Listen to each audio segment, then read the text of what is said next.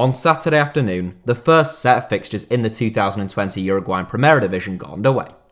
Diego Forlan's Penarol kickstarted their campaign with a win. Meanwhile, there was a shock defeat for Nacional away newly promoted Rentistas. 2 hours east of Montevideo, another newly promoted side were taken to the field for their first taste of top-flight football since 2004. The campaign got off to a poor start for the club as they fell to a 2-1 defeat up against Boston River from Montevideo on a hot afternoon in Maldonado. 12 of the 16 teams in the Uruguayan Primera Division are based in the Uruguayan capital of Montevideo, and no team from outside of the capital city has ever won a top-flight title. Of Uruguay's 3.45 million population at the latest census, more than a third, 1.38 million, live within the city of Montevideo, making it 13 times larger than Uruguay's second most popular city of Salto. Maldonado, meanwhile, which is the focus of this video, is the 7th largest city in Uruguay, with a population of just 63,000. Of those 63,000, only around 350 on average turn up to watch their local team Deportivo Maldonado in their rickety 22,000 capacity stadium every weekend. Officials at Maldonado may hope to see those attendances climb now that the team is in the top flight, but just who the officials are at Deportivo Maldonado has long not been very clear at all. If you have heard of any of the players who started for Deportivo Maldonado on Saturday afternoon against Boston River, then you must be a pretty passionate follower of Uruguayan football. I'd be willing to bet my bottom dollar that almost everyone watching this video has heard of some of the players Maldonado have signed over the last few years though. From prolific Real Sociedad star Willian Jose to Juventus and Brazil fullback Alex Sandro, Maldonado have been able to attract some of the biggest and best from the South American game in recent times, despite having been languishing in the Uruguayan Segunda Division with crowds rarely exceeding 400. Other players to have been signed by the club include Napoli star Alan, Argentina and Montpellier goalkeeper Geronimo Rulli, and former Udinese fullback Ivan Pires. All of the players I've mentioned, with the exception of Willian Jose, are full internationals. It's incredible to think that with that calibre of player Maldonado didn't cruise into the top flight, until you know that none of them actually ever played for the club. Maldonado signed big name players, but never played them, and their starting 11 resembles that of any other middling second tier promotion hopeful or top flight relegation candidate in the Primera Division. It would seem a strange phenomenon, but it isn't exclusive to Maldonado.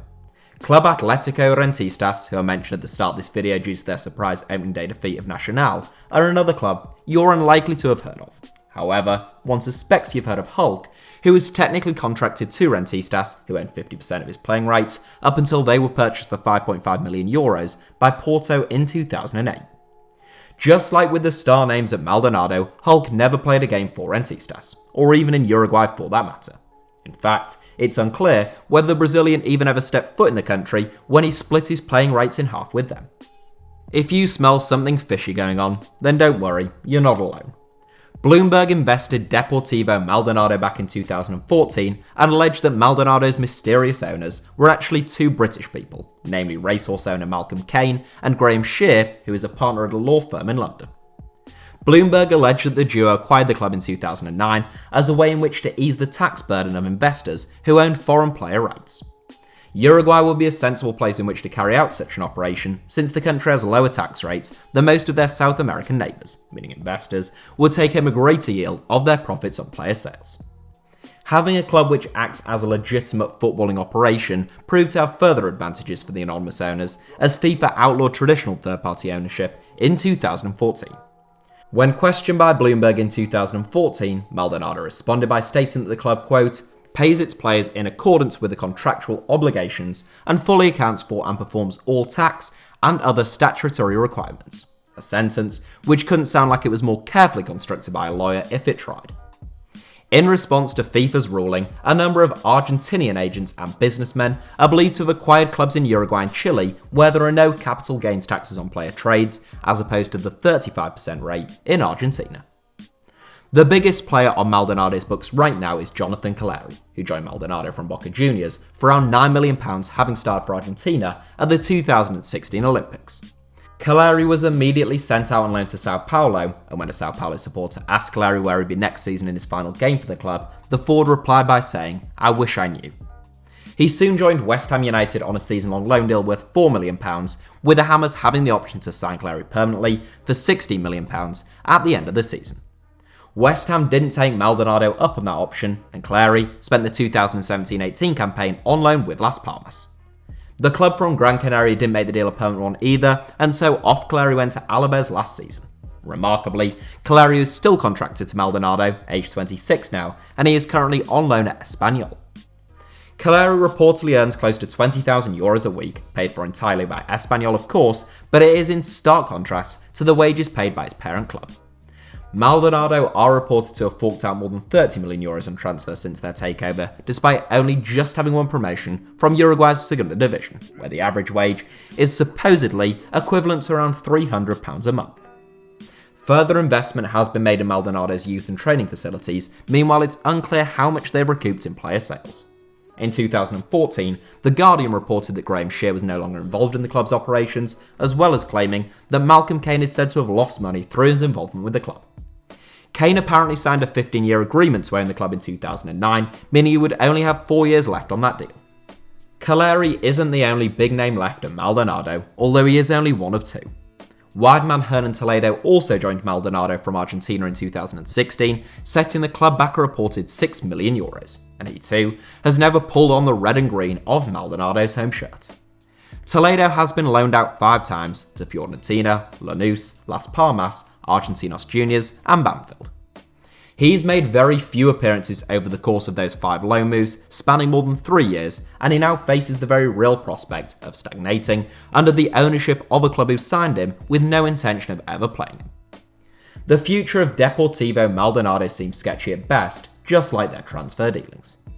Particularly beyond Malcolm Kane's 2024 cut-off point, if those reports are correct, it's unclear what will happen next with the Uruguayan minnows. The club was founded in 1928, in the week that Uruguay's national team had returned home from the Netherlands having defended their crown as world champions at the Olympics, but they didn't turn professional until 1995. They were founded under the name Batacazo Football Club, a name which was thankfully preferred to the earlier suggestion of Cuckoo Clan, meaning honour and homeland. An expansion of the top 5 of Uruguayan football saw the club automatically promoted in 1998, and they stayed in the Primera Division until 2004. Among the least supported sides in the division, Maldonado were a team always on the brink of a crisis, particularly a financial one. They merged with another struggling outfit in 2004, before both going their separate ways once again, following relegation in 2005. Maldonado's off-field issues, which are similar to those which afflict a number of South American clubs, made them easy pickings for an operation like the one that has been orchestrated by Malcolm Kane and Graham Shear. Without their intervention in 2009, it's quite possible that the football club would have folded. In that sense, the Englishmen have handed the club a lifeline. Their motivation in doing so, however, in a remote Uruguayan outpost some 7,000 miles from home, seems unlikely to be born solely out of the benevolence one might expect of a wealthy local donor. Deportivo Maldonado fans have largely welcomed Kane's ownership of the club. Whatever the owner's primary motivations are, supporters have witnessed a significant improvement in infrastructure around the club, ranging from their main building to the training facilities. What's more, it has given them a sense of security regarding their future that didn't exist in the decade prior to the ownership change. Deportivo aren't just a football club, they are the main local sports club. They have men's teams, women's teams, children's teams, senior teams, football teams, basketball teams, a gym, and lots more. The club plays host to weddings, 5-a-side tournaments, and children's birthday parties. The sports club as a whole plays a pivotal role in the local community. Neither FIFA, CONMEBOL, nor the Uruguayan FA have ever launched any official investigations into Maldonado, or even hinted at doing so. According to reports, Maldonado always pay their bills on time and are a breath of fresh air as far as the Uruguayan FA are concerned. As far as FIFA are concerned, and any lawyers who have looked into the situation, Maldonado haven't broken any rules. What they are doing may not seem entirely above board, but legally, it's completely legitimate.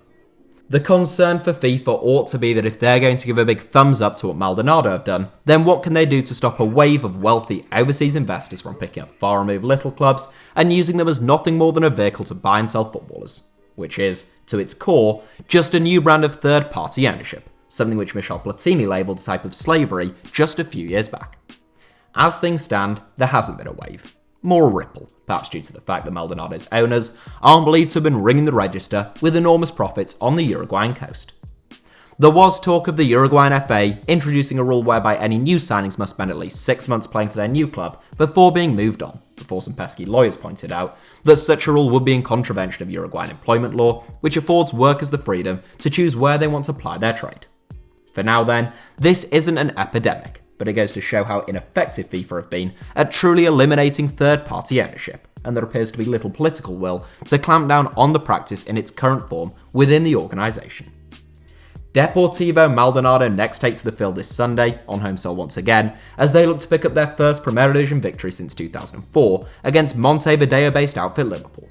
That's it for today's video. Thank you for watching. Feel free to give the video a like if you enjoyed it, in fact please do, and make sure you're subscribed to HITC Sevens, and head over to www.englandsgreatestdefender.com to have your mind blown by the best football book ever written.